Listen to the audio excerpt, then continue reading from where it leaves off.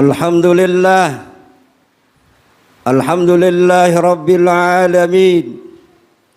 Hamdan yuafi ni'amahu wa yukafi mazidah.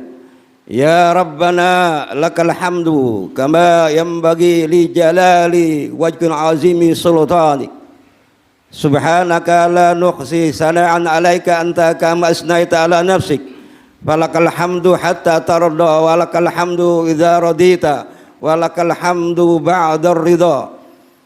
Asyhadu an la ilaha illallah wahdahu la syarikalah wa asyhadu anna Muhammadan abduhu wa rasuluh. Allahumma salli wa sallim ala sayyidi wa habibi wa tabibi qalbi wal jasadi wa ruh sayyidi Rasulillah Muhammad ibni Abdillah as-sadiqil amin wa ala alihi wa sahbihi ajma'in, amma ba'd.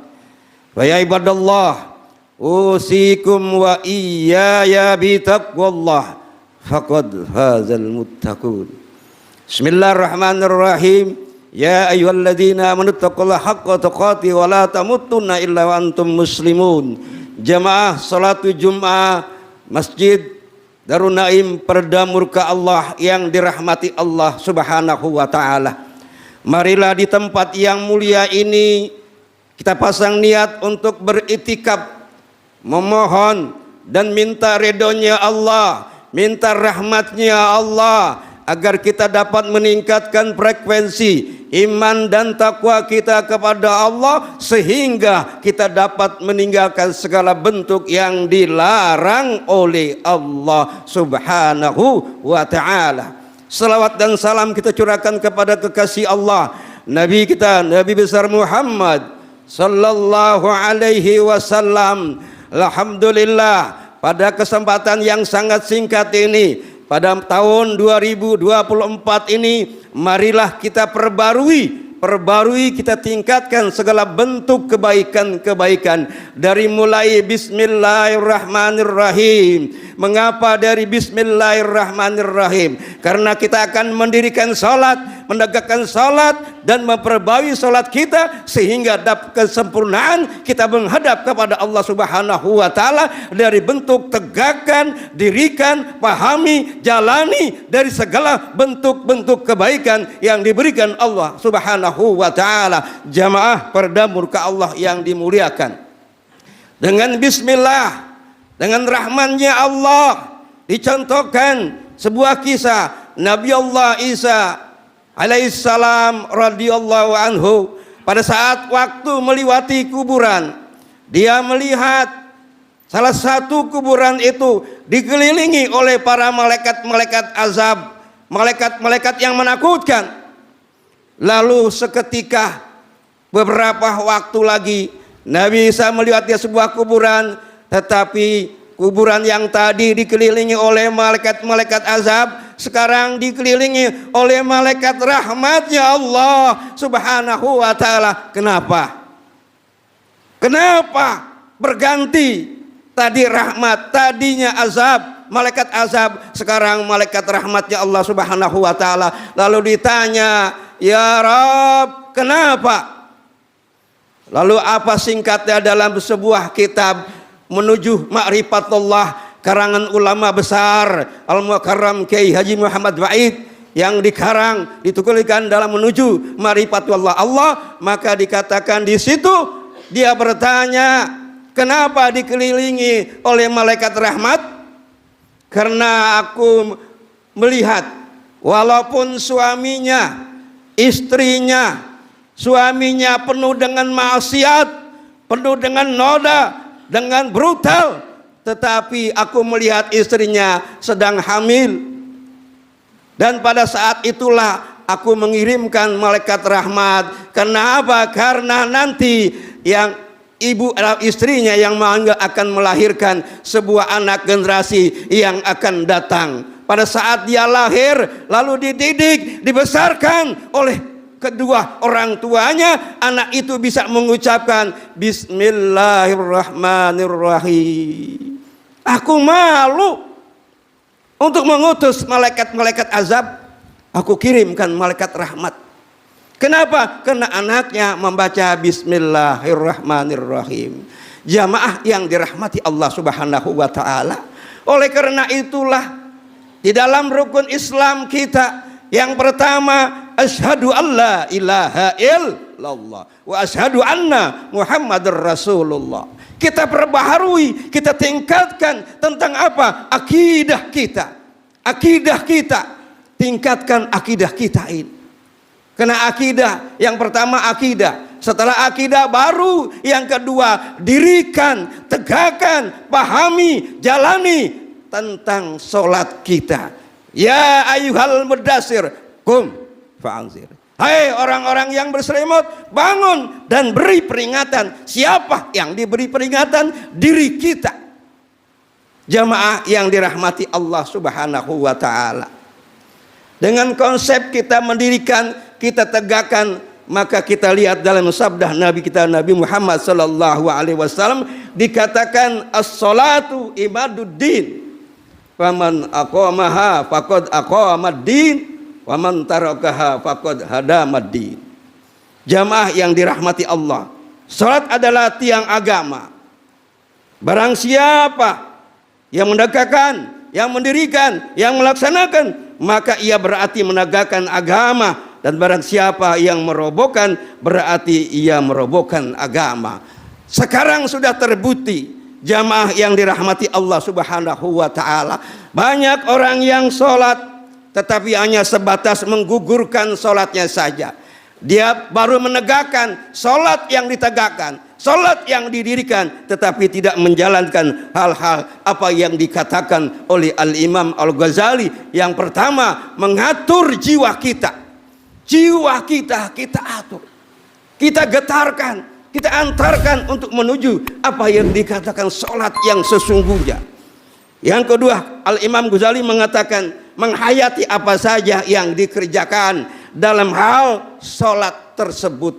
Mari kita sama-sama kita perbaiki demi hari, menit, detik dan tahun yang telah berganti. Jamaah yang dirahmati Allah Subhanahu wa taala. Kenapa? Karena janji kita kepada Allah, janji kita kepada Allah di dalam sholat kita, kita menghadapkan wajah kita. Allahu Akbar, Allah yang maha besar. Sekarang sudah banyak buktinya jamaah yang dirahmati Allah Subhanahu wa taala. Aqimis shalah li zikri. Dan dirikanlah sholat untuk mengingat aku. Sholat yang kita lakukan seperti hal contohnya jari kita ini. Yang pertama subuh, zuhur, asar, maghrib, isya.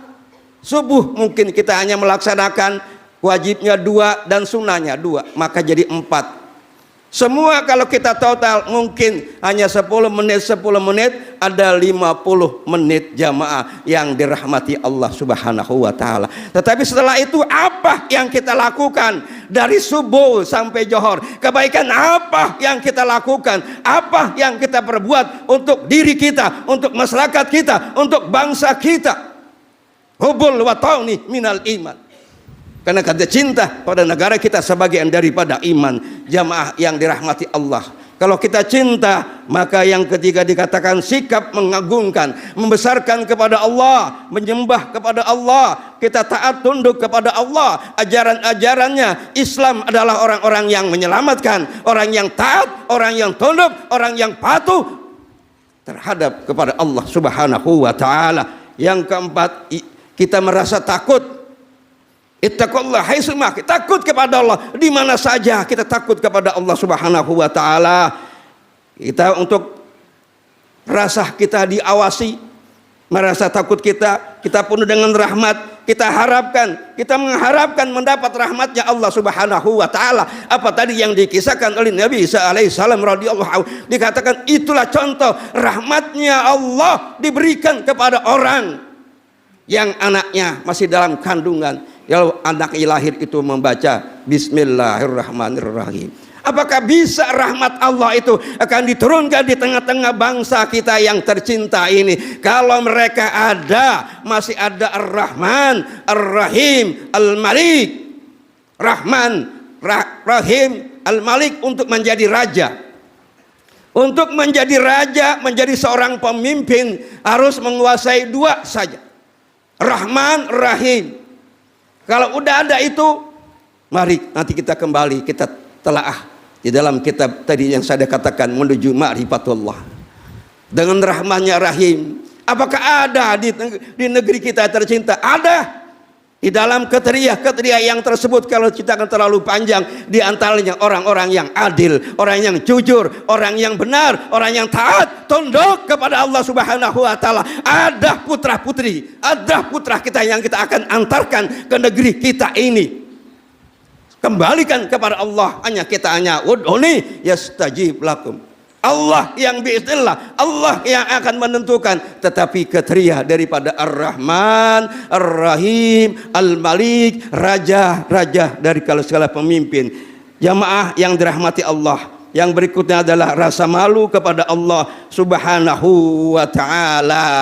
Kalaulah kita lihat pada saat-saat sekarang ini, jamaah yang dirahmati Allah Subhanahu wa ta'ala, konsekuensi daripada ibadah sholat kita, apakah hanya sebatas mendirikan, apakah sebatas menegakkan, atau apakah menjalankan, atau sebatas menggugurkan. Semoga sholat-sholat yang kita lakukan ini di negeri tercinta kita ini tidak ada lagi yang namanya korupsi, tidak ada lagi maksiat, tidak ada lagi kecurangan. Yang ada adalah kejujuran, keadilan.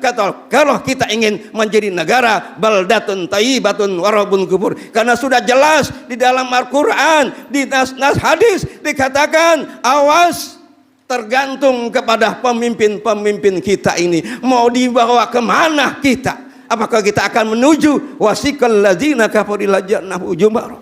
Itu ada dua, menuju surga, menuju neraka. Kalau kita pengen menuju surga, ikuti para pemimpin-pemimpin kita yang akan bertanggung jawab dunia dan akhirat. Seandainya mereka tidak sampai apa yang diharapkan oleh kita, itulah kehendaknya Allah, biiznillah Allah. Maka bangunlah di kejauhan malam, kita berdoa kepada Allah, ya Rabb, turunkan sesuai apa yang telah Engkau berikan di negeri ini, ya Rabb. Kita yakin pasti, karena 10 tahun, 20 tahun, 30 tahun kita tidak tahu bagaimana negeri kita. Hanya anak-anak kita yang kita tinggalkan di masa yang akan datang. Jangan seperti Nabiullah Zakaria bertertatih-tatih melihat bagaimana keadaan berikutnya. Kita jangan meninggalkan generasi-generasi yang lalai, yang lulu lemah letih. Kita harus cerdas, kita harus tampil di permukaan bumi ini, jamaah yang dirahmati Allah Subhanahu wa ta'ala. Barulah kita bisa mencegah perbuatan keji. Inna salata tanha 'anil fahsya wal munkar. Sesungguhnya salat itu mencegah dari perbuatan keji. Jamaah yang dirahmati Allah Subhanahu wa ta'ala, satu-satu jalan untuk kita kembali dari sini, marilah kita pasang kolbu kita dengan banyak dimulai bismillahirrahmanirrahim. Lalu kita berikutnya apa yang diajarkan oleh guru-guru kita, dan banyaklah berzikir, banyaklah berselawat, sehingga negeri kita, kampung kita menjadi kampung yang damai. Kita lihat jamaah sekarang ini banyak bertebaran di pagar-pagar itu pamflet-pamflet. Mari kita tebarkan pamflet itu di Masjid Darun Naim, sebuah karpet yang hijau yang akan kita saksikan nanti di taman sorga. Jamaah yang dirahmati Allah, yang mempunyai suatu kelebihan, semoga sholat kita amalkan dalam kehidupan kita sehari-hari, terutama di dalam ku anfusakum wa ahlikum nar. Ini saja yang dapat kami sampaikan sekelumit gambaran. Semoga kita mendapatkan rahmatnya Allah, ridhonya Allah Subhanahu wa ta'ala, dan janganlah jadi seorang pemimpin yang kita takut sedikit saja itu selawat yang kita baca, ribuan selawat yang kita baca, tetapi ditegur oleh Rasulullah Sallallahu Alaihi Wasallam. Siapa? Al-Ghafari, seorang ulama besar, seorang pemimpin besar. Lalu dikatakan, jangan kau banyak baca-baca sebegitu banyak, 3.000 kali kebaca selawat, cukup 3 kali, karena rakyatmu menunggu kita. Begitu pula kita pun akan ditunggu rakyat kita menjadi bangsa yang baldatun thayyibatun warabun ghafur. Ini saja yang dapat kami sampaikan. Semoga dapat manfaat kepada kita semuanya. Inna ahsanal kalam kalamullah. Barakallahu li wa lakum fil Qur'anil azim wa na'afani wa iyyakum minal ayati wa zikril hakim. Aqulu qouli hadza astaghfirullah li wa lakum wa li sa'iril muslimat wal mu'minil minat fastaghfiru innahu wal ghafurur rahim.